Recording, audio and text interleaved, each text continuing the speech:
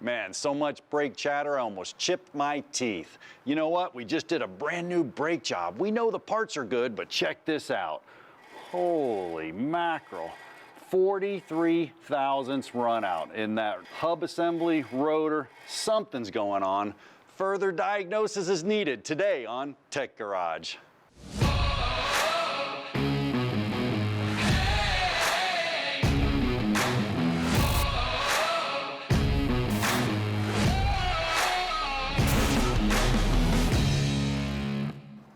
Oh my goodness, Johnny, I found the run out. We know we took the rotor off. We know that wasn't the problem, and it's looking like it's from the hub back here, so somewhere in the axle. Boy, did you ever. Welcome to Tech Garage, presented by RockAuto.com. Now, you're probably wondering why we're starting the show with these black gloves on. Well, we decided, and we know we're going to get goopy with some differential fluid. Yuck. What we need to do is we actually had run out, chattering in the brakes. We took the rotor, measured it. We had a ton of run out. We had brand new parts from RockAuto.com, so we know that wasn't the problem.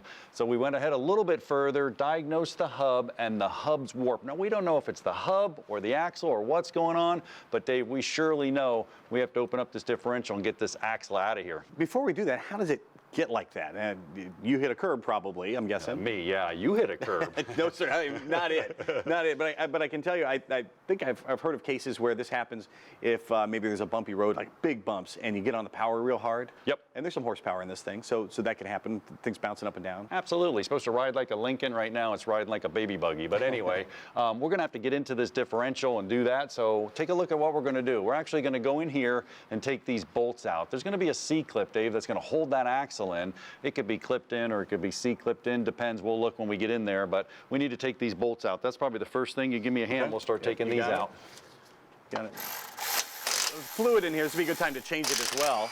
So I guess it's all right that we're doing this anyway. Yeah, and when you change the fluid, we'll talk about it a little bit later also, we got to make sure we have the right fluid. Sometimes they're additives, you know, and like you said, there's a service interval for this anyway, so if you're servicing a differential, you're getting a little bonus as well.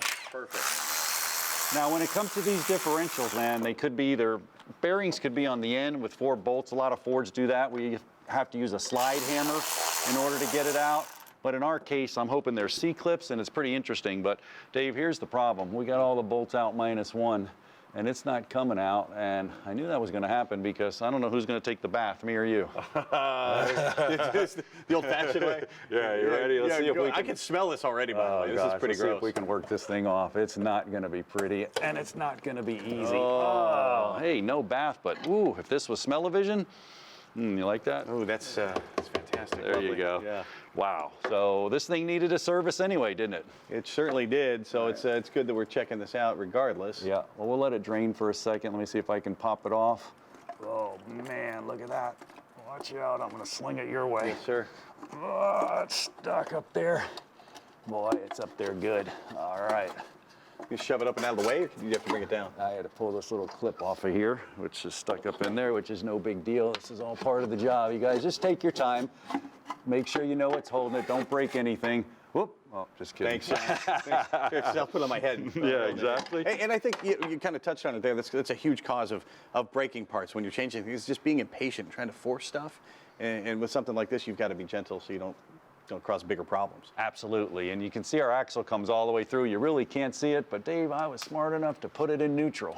Attaboy. So we can spin it around. You can actually see the clips inside of here. You know what? It's a pretty complex deal. I got a demo set up, so why don't we take a short break? You take a short break as well. When we come back, we'll show you how this differential works. And Dave, you're gonna have to finish fixing this joker. I'm ready to go.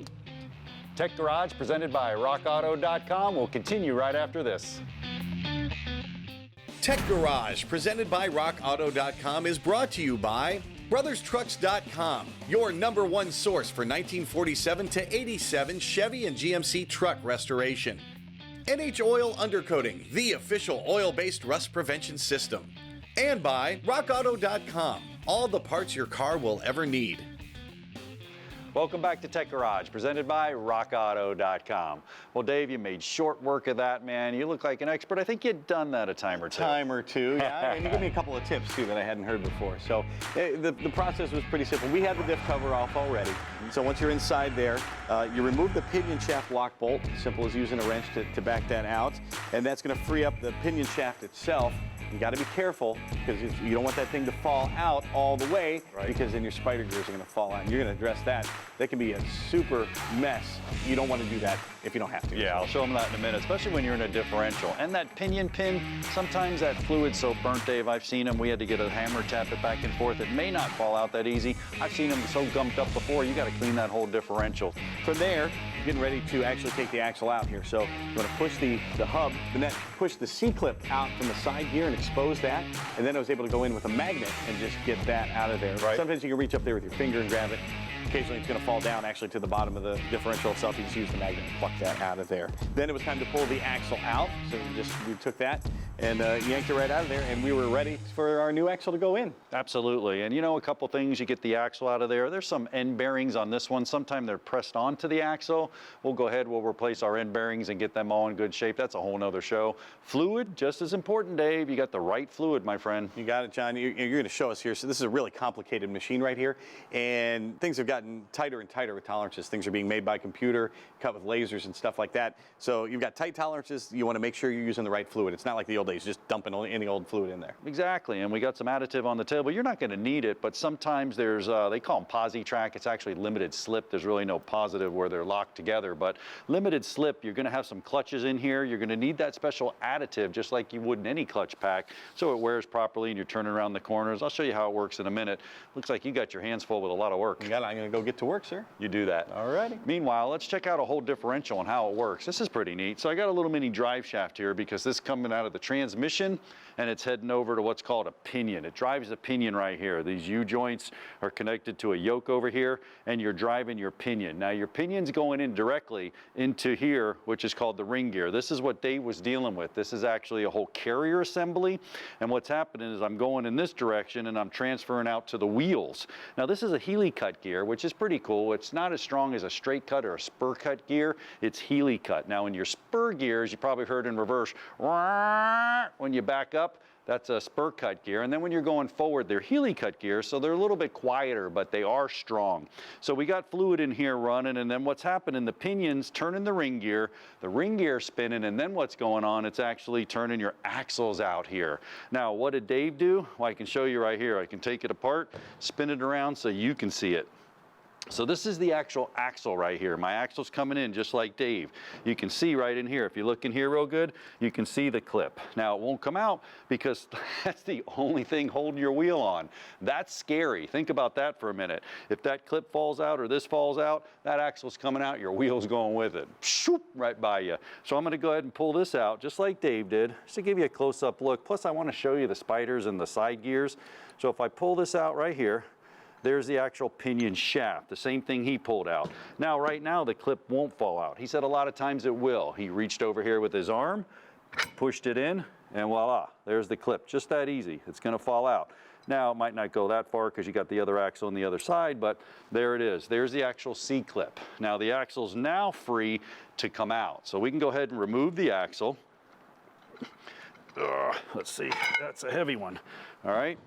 Put that right there. Now, if you look inside of here, you got two things going on. You have side gears and pinion gears. Why is that? Well, if I turn the axle, I want to be able to turn the corner and be able to turn it at a rate where both axles aren't locked together. And you can see it right there, I'm turning it. That's what the pinion gears allow you to do. Turn without getting any damage to the car.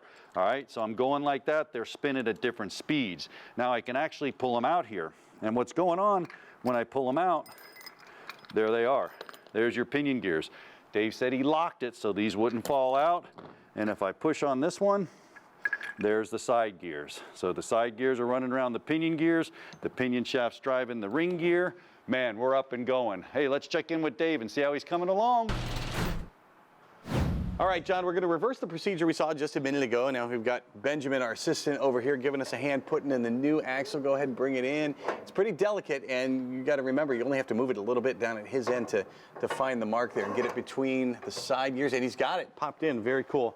So now we're going to get our C-clip. I should be able to put it on there by hand. Back in the spot. Let's see. There we go.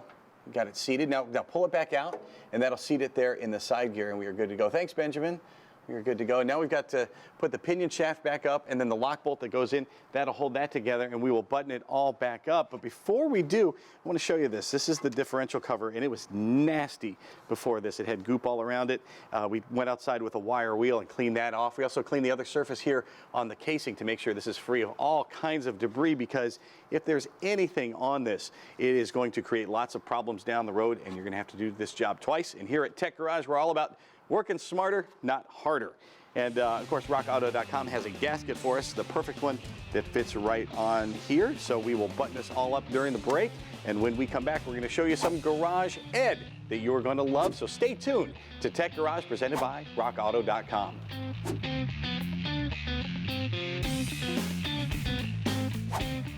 John, who's the sponsor of the show this week? Dave, if I had to guess, I would say RockAuto.com. Subtle. Yeah, big time. But you know what? They are all about Tech Garage. And you can be too. You can catch all the previous seasons of Tech Garage on YouTube. Was that 8 seasons? Absolutely. And check us out on Facebook, Twitter, Instagram, all that cool social media. We're pumping it out 24/7, and we love to hear from you. We're a show for the people, Dave. It's a great place to send us a note and tell us how we're doing.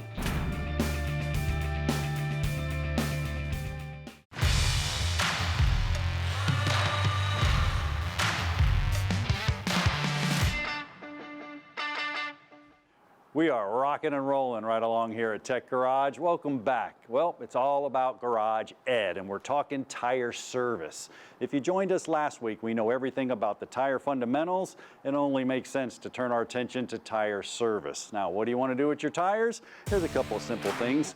First thing you can do to extend the life of your tires is do a tire rotation. And you can see it right here. Now, depending on the vehicle, a lot of front-wheel drive vehicles, you can see the forward cross. That's a method to do it.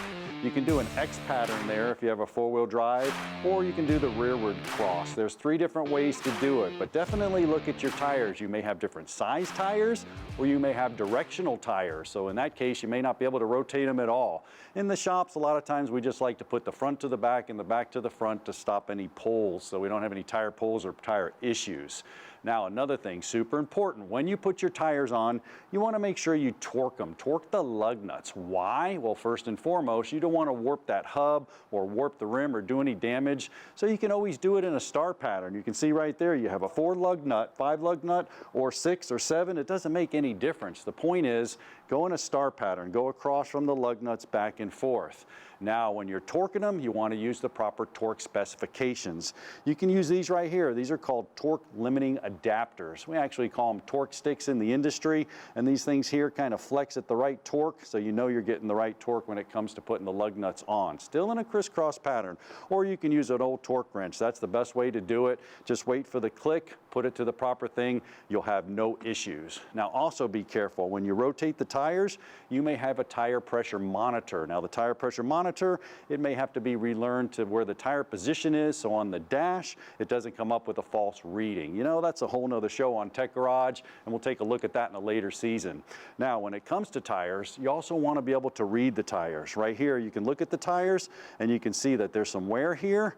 We need to know what's going on with that, along with 2 measurements called lateral and radial runout. Lateral and radial runout, you can see the radial runout is basically bouncing up and down. That's when you get that hop in the car, and then you may have lateral runout, kind of the shimmy in the seat, that side to side, but we're going to have to do that with a dial indicator, some tape.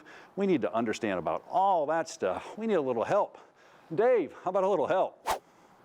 Well, glad to help out here, John. As you mentioned, 2 types of runout. We've got the radial runout, which is what we're testing here, lateral runout, which is side to side. We'll talk about that in just a minute. So you can do this on your driveway. You can set your car up on jack stands. We've done it here on the table, and it's not going to be real precise because you can wiggle the table here, but it doesn't have to be that precise. You have to see the gauge move between 45 and 60 1/1000th of an inch, and I don't think it's going to move that much. And as we look here, this tire is pretty good, moving it no more than 10 in each direction, so we are just fine. By the way, a little trick here that my buddy John Gardner taught me. You don't want to get this dial indicator stuck in the grooves of the tire, so you just run a piece of tape around it, and it's nice and smooth as you go all the way around the tire here. So again, taking a tour of our tire, we see that it's only deflecting just about 10/1000ths in either direction, so we are just fine. Now, testing the lateral run out of your tire, again, moving from side to side, you do the same thing. You put your dial indicator here on the side, you run it along the sidewall. Sometimes a belt might shift or something in the tire, ends up being warped, and that's the shimmy you feel going down the road. And believe me, you'll know it when you have problems with that. Measuring to the same tolerances and measuring the exact same way, that is how you get your lateral run out. When we come back, we're going to learn all about torquing bolts, and there's a whole lot more to it than you might think, so stay tuned to Tech Garage, presented by RockAuto.com.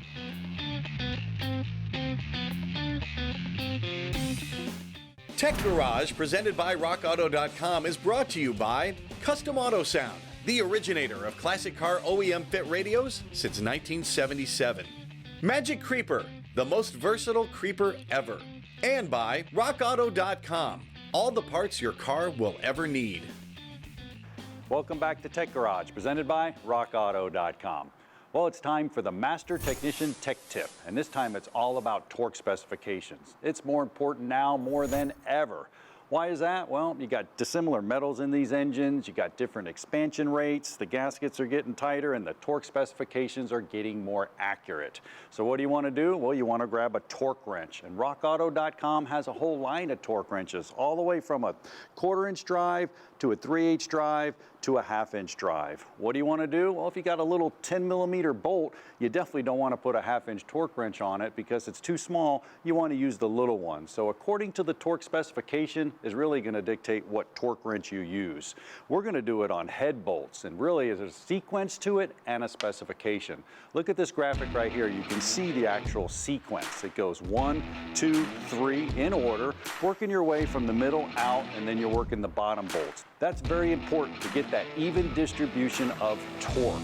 Even more important, you have the specifications. And if you look right there, you can see it's 22 foot-pounds. That's not a lot, I know what you're saying, but then they want an additional. So you put the 22 on it, then you put an additional 90 degrees, you come around again with another 70 degrees, which puts it to its final torque. Super, super accurate. And I can show you how to do it right here. We'll go ahead and we'll use the 1/2-inch torque wrench, and I'll come down here to this center bolt just for demonstration purposes. I got this thing set up at the first torque, so we'll come down here and we'll get a little click in it right there. That's good. So we know we're at that point. So it clicked and we're safe with the first torque. Now the key is this torque angle gauge. This is pretty neat.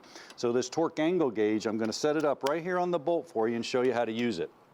So we'll put it on the bolt, and then what's going on here, this is actually moving. So we want to fix that base so we can get a fixed reference point right there. Now we're fixed, and then I'm going to take this and set it on 0. Why did I do that? Because now everything's fixed. So when I turn the bolt, this gauge is going to move with it. So what's happening is, I'm going to try to get this down here out of your way so you guys can see it at home.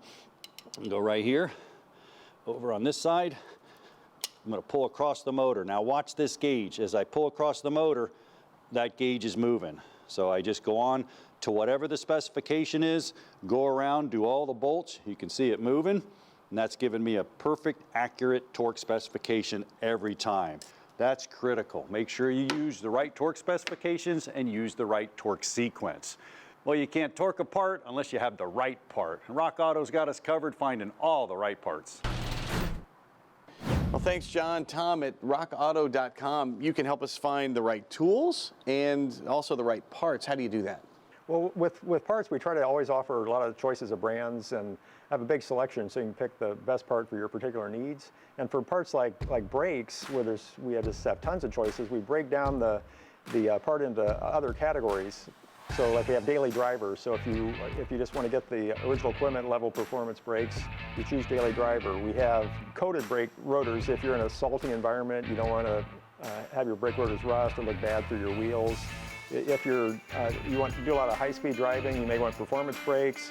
If you're towing, you may want heavy-duty brakes. So we give all these different subcategories so you can get the best parts for your particular needs. And you don't have to go anywhere else for all your research. You can do it all up there at RockAuto.com. You also only need to make one trip to your virtual auto store because Rock Auto sells all kinds of assemblies and kits as well. Yeah, brakes is another good example of kits where if you get the rotor and the pads all together and all the parts you need, then there's less chance of surprises, less chance of dust and noise and that sort of thing.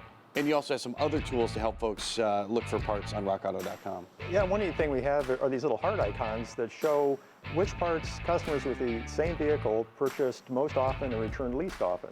So it can be another, if you're kind of flipping a coin between a couple parts, it's like, hey, these are popular parts for people with the exact same vehicle. Well, rockauto.com makes it easy. They also give you reliably low prices. Check them out at rockauto.com. Wow, look at that. Almost nothing, just a couple of imperfections there, dial indicator lift that could be, but boy, what a big difference, Dave. Holy moly, I'd call that success. I call it 2-0. 2-0, baby. Absolutely. It was a pretty simple job. I mean, you made it look easy, that's for sure.